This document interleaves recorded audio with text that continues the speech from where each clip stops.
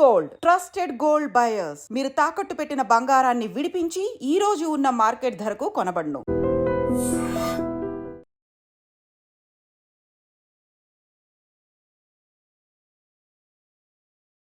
Hello, hi, నమస్తే, welcome back to iDream media. ఈరోజు మనతో ఉన్నారు family counsellor, motivational speaker, public speaker అయిన రజనీ రమ గారు. అయితే ఎల్బీ నగర్లోని సింహపురి కాలనీలో ఒక వివాహిత ఆత్మహత్య రకరకాల సందేహాలైతే మనకి తీసుకొస్తూ ఉందని చెప్పొచ్చు. ఏంటి అంటే వాళ్ళ తల్లిదండ్రులు, ఆ భర్త, అత్త, వాళ్ళ మరిది కలిసి ఆమెను హత్య చేశారు అని చెప్పేసి అయితే కొన్ని స్టేట్మెంట్స్ ఇవ్వడం జరిగింది. అయితే ఈ కేసు ఏ విధంగా ఉంది అనేది ఒక వ్యూ తీసుకుందాం. నమస్కారం అక్క. నమస్తే. యూజువల్లీ ఒకప్పుడు చూసేవాళ్ళం. ఒక 'రాఖీ' అని ఎన్టీఆర్ గారి సినిమా ఆ టైంలో చూసేవాళ్ళం.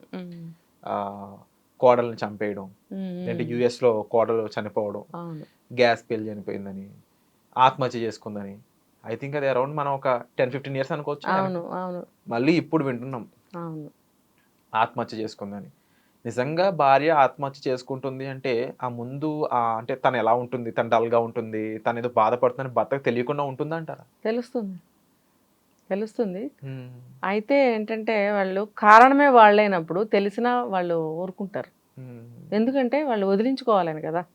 కాబట్టి చూసి కూడా తెలిసి కూడా పట్టనట్టే చూడనట్టే ఉంటారు. అయితే నాకు ఈ ఎల్బీ నగర్ కేసు నేను విన్నది ఏంటంటే అనుమానం, భార్య అందంగా ఉంది అని. అందుకని నానా రకాలుగా హింస పెట్టారు. ఇంటికి తీసుకొచ్చేస్తే కూడా పుట్టింటికి మళ్ళీ లేదు మేము బాగా చూసుకుంటామని చెప్పి నమ్మబలికి తీసుకెళ్ళిన ఆ పూట నుంచే మళ్ళీ ఆ అమ్మాయిని టార్చర్ పెట్టడం మొదలుపెట్టారు. సో ఆ అమ్మాయి ఆత్మహత్య చేసుకుంది అని చెప్పి న్యూస్ విన్నాం. అయితే వీళ్ళకి అసలు లైఫ్ గురించి అర్థం కావట్లేదు. అంత అనుమానం పెట్టుకున్నవాడు అందగత్తెల్ని చేసుకోకండి. ఎందుకు చేసుకోవడం? మళ్ళీ అందగత్తెలు కావాలి, మళ్ళీ వాళ్ళ మీద అనుమానాలు. అంటే వాళ్ళ వాళ్ళ వాళ్ళ బుద్ధి, వాళ్ళ వ్యక్తిత్వం వాళ్ళకే తెలియాలి. అంటే వాళ్ళ తల్లిదండ్రులు కూడా కొన్ని ఇంటర్వ్యూలో చెప్తుంది ఏంటంటే ఆ అమ్మాయి ఫోన్ చెక్ చేసే విధానం కానీ, లేకపోతే కనీసం వాళ్ళ తల్లితో తండ్రితో మాట్లాడుతున్నా సరే వచ్చి మధ్యలో ఫోన్ తీసుకునే విధానం ఈ అమ్మాయి తీసుకోలేకపోయిందని కొన్ని. అండ్ అంతేకాకుండా బయటికి వెళ్తున్నా సరే అంటే తను కొట్టిన విధానం కొన్ని ఉన్నాయని చెప్పేసి వాళ్ళు చెప్తా ఉన్నారు. ఇవి ఎంతవరకు ఒక అమ్మాయి తీసుకోగలదు? అసలు ఇలాంటి విషయాలు జరుగుతున్నప్పుడు అమ్మాయి మనోభావాలు ఏ విధంగా ఉంటాయి చెప్తారు? అసలు ఆడపిల్లలు చాలా బెంగ పెట్టుకుంటారండి. అసలు వాళ్ళు దాన్ని తీసుకోలేకపోతారు. ఎట్లా పేరెంట్స్కి చెప్పాలి, తను ఎట్లా రిసీవ్ చేసుకోవాలి, దాన్ని ఎలా క్రాస్ చేయాలి, ఎలా ఎదుర్కోవాలి అనేది అసలు అర్థం కాదు పరిస్థితి. అంటే కొంతమంది రఫ్ అండ్ టఫ్గా ఉండేవాళ్ళు, తెలివిగా దూసుకెళ్ళేవాళ్ళు, రెక్లెస్గా పోనీ ఉంటే ఉంది పోతే పోయింది అనుకునే వాళ్ళకి పెద్ద సమస్య ఉండదు. కానీ ఒక హోమ్లీగా పెరిగిన అమ్మాయిలు, పెద్దవాళ్ళకి భయపడేవాళ్ళు, పెళ్ళికి భయపడేవాళ్ళు, సొసైటీకి భయపడేవాళ్ళు అంత త్వరగా కూడా బయటపడలేరు. లోపలే బాధపడుతూ ఉంటారు. వాళ్ళ పుట్టింటి వాళ్ళకి చెప్పాలన్నా కూడా తొందరపడి చెప్పరు. సో అలాంటి సమయాల్లో కూడా కొంచెం లేట్ అవుతూ ఉంటుంది ఇలాంటి విషయాలు బయటకు రావటానికి. సో ఈ అమ్మాయి పాపం చాలా బాధపడింది. అలా ఏదో వీడియోస్ కూడా ఏదో పంపించింది అని అన్నారు కదా. నాకు సరైన ఇన్ఫర్మేషన్ నాకు రాలేదు. అయితే విన్నదాన్ని బట్టి అయితే మాత్రం 2-3 సార్లుగా ఇలా జరిగింది. వీళ్ళేమో వద్దులేమ్మా అయితే వచ్చేసాయి అని ఇంటికి తీసుకొస్తే కూడా అతను వచ్చి వాళ్ళు కూడా వచ్చి మరి ఏం లేదు మేము బాగా చూసుకుంటాం, మీరు బాధపడకండి, దిగులు పడకండి అని చెప్పి తీసుకెళ్ళారని చెప్పి విన్నాను. తీసుకెళ్ళిన తర్వాత కూడా అలా ఎందుకు చేశారు అని అంటే అతనికి అనుమానం. నువ్వు ఎంత మంచి మాటలు చెప్పి తీసుకెళ్ళినా సరే అనుమానం అనేది ఉన్నప్పుడు ఆ బుద్ధి అలాగే ప్రవర్తిస్తుంది. అది ఎక్కడికి, అది పెద్ద జబ్బు అనమాట. అది నువ్వు ఎంత ప్రేమగా చూసుకుందాం అనుకున్నా ఆ అనుమానంతో నువ్వు చూడలేవు ఆ అమ్మాయిని. అది మళ్ళీ వాళ్ళిద్దరికీ గొడవకి దారి తీసి ఉండొచ్చు. అంటే ఒక అబ్బాయి తను వర్క్ చేసే చోటో ఇంకో చోటో ఒక అమ్మాయితో మాట్లాడినప్పుడు దాన్ని కామన్గా చూడాలని తన ఉద్దేశంలో ఉంటూ ఉంటుంది. అదే అమ్మాయి ఇన్ కేస్ నార్మల్గానే సిచ్యువేషన్ వల్ల ఒక అబ్బాయితో మామూలుగా మాట్లాడితే ఈ అబ్బాయి తీసుకోలేకపోవడం గల కారణాలు ఏమై ఉంటాయండి? జెలసీయే దీనికి కారణం. ఆ జెలసీయే తర్వాత అనుమానానికి దారితీస్తుంది. ఫస్ట్ ఏమో పెద్ద స్పోర్టివ్గా పర్వాలేదు లేనట్టు వదిలిపెడతాడు. పోనీలే మాట్లా ఏముందిలే అని. అయితే కూడా దానికన్నా ముందు అనుమానించలేకపోతాడు. మనకెప్పుడు తెలిసిన వాళ్ళే కదా, లేకపోతే మన కొలీగ్సే కదా, అందరం కలిసి ఒక చోట వర్క్ చేస్తున్నాం కదా, మా మధ్యన అలాంటివి లేవులే అన్న ఒక నమ్మకం భరోసా కూడా ఉండొచ్చు. తర్వాత మెల్లగా స్టార్ట్ అవుతాయి. ఎప్పుడైతే తన దృష్టికి వస్తుందో అప్పుడే మొదలవుతుంది వాళ్ళకి. అంటే కొన్ని కొన్ని కేసెస్‌లో నిజంగా అమ్మాయిని నుంచి విడిపోవడానికి అయ్యుండొచ్చు. లేదంటే ఆ అమ్మాయిని ఎలాగైనా దూరం చేయడానికి అయ్యుండొచ్చు. ఆ అమ్మాయి చేసే ఇలాంటి పనుల్ని ఒక ప్రూఫ్ కింద వాడుకోవడానికి యూజ్ ఉంటాయంటారా? ఎందుకంటే చాలా కేసెస్‌లో కొన్ని కేస్ స్టడీస్ చూసినప్పుడు భర్తలు ఇలా వంకలు చూపించి, దాన్ని ఒక పెద్ద బూటకంగా సృష్టించి ఇలా అమ్మాయికి డివోర్స్‌లు ఇవ్వడం గాని, వాళ్ళని చంపడం గాని చేసిన కేసెస్ ఉన్నాయి. అవును. అంటే ఇది అమ్మాయి ప్రూవ్ చేసుకోకపోవడం కూడా ఒక పెద్ద సమస్య కింద మారుతా ఉంది. అలాంటి అమ్మాయిలకి ఏం చెప్తారు? అట్లాంటి వాటిల్లో ఇరుక్కోకుండా కాషస్‌గా ఉండటమే దీనికి. హ్మ్. ఇప్పుడు "ఎళ్ళు పర్వాలేదులే" అంటాడు. హ్మ్. నేను వెళ్ళననాలి. తనే ప్లాన్ చేస్తాడు. తనే దాన్ని ఒక చూపిస్తాడు ఈ ఒక ఇష్యూ లాగా. నేను వెళ్ళననాలి. హ్మ్. లైఫ్ అన్న తర్వాత ఎన్నో ఎదురవుతూ ఉంటాయి విరాట్. హ్మ్. ఇప్పుడు నాది at the age of 23, 24 start చేసినప్పుడు లైఫు హ్మ్. ఇప్పటి వరకు మా సారు కూడా "పర్వాలేదులే మన కానిస్టేబులేలే కార్‌లో తీసుకెళ్తాడు వెళ్ళు. లేకపోతే మాకు చిన్నప్పటి నుంచే మా కజిన్ బ్రదర్‌లే" హ్మ్.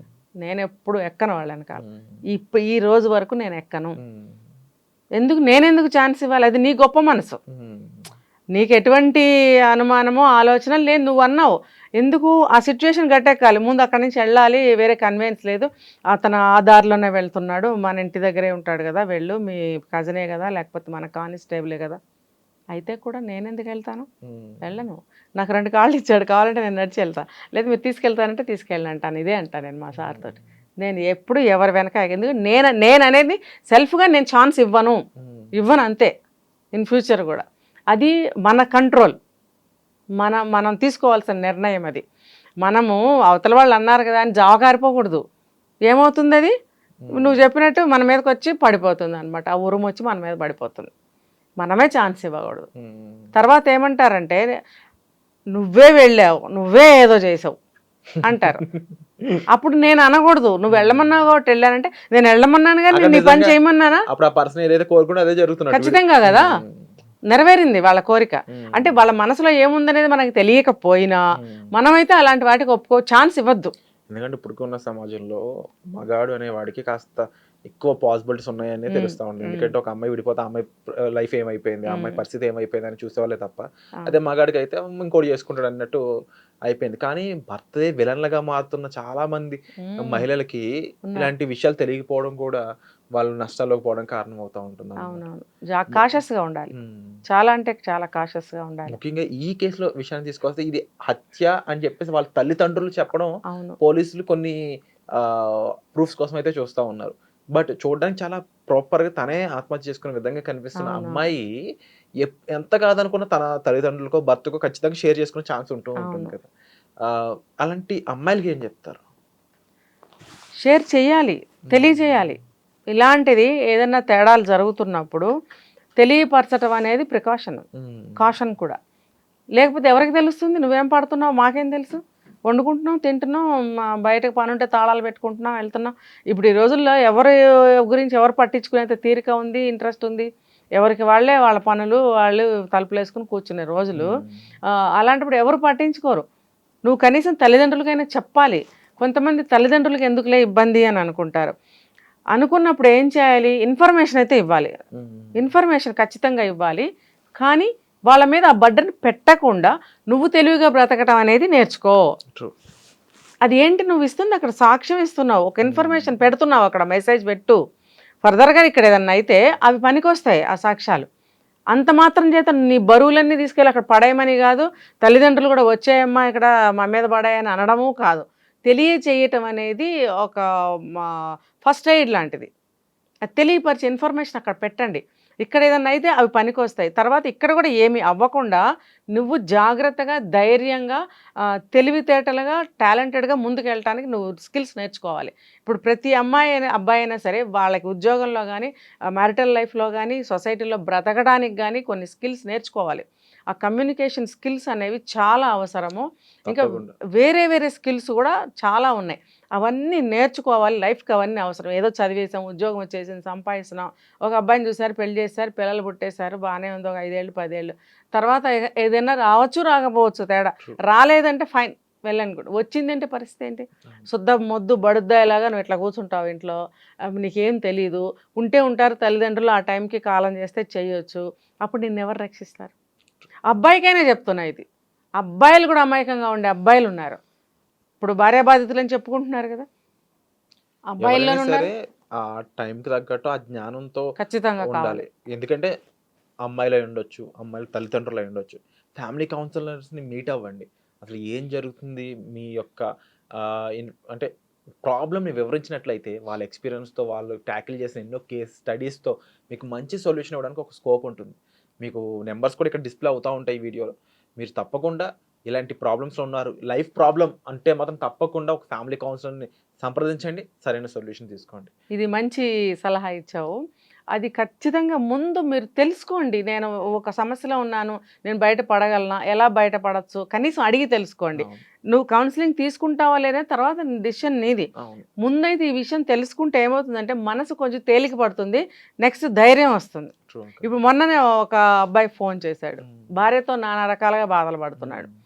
అంటే అతను నాకు ఎన్నోసార్లు చనిపోవాలనిపించింది, చనిపోవాలనుకున్న సమయంలో నాకు మీ ఇంటర్వ్యూ కనపడింది, నేను వెంటనే కాల్ చేస్తున్నానని. మరి అతను సేవ్ అయినట్టే కదా. తర్వాత ఏం చేయాలనేది మెల్లగా ఆలోచిద్దాం. ఇలా నాకు చాలా కాల్స్ వస్తూ ఉంటాయి. కాబట్టి ముందు మీరు తీసుకున్నా తీసుకోకపోయినా ఒక సలహా అయితే తీసుకోండి, అది చాలా ఉపయోగపడుతుంది. Definitely thank you for providing such information. నిజంగా ప్రస్తుతం ఉన్నటువంటి సమాజం దేనికి ప్రయారిటీ ఇస్తుంది?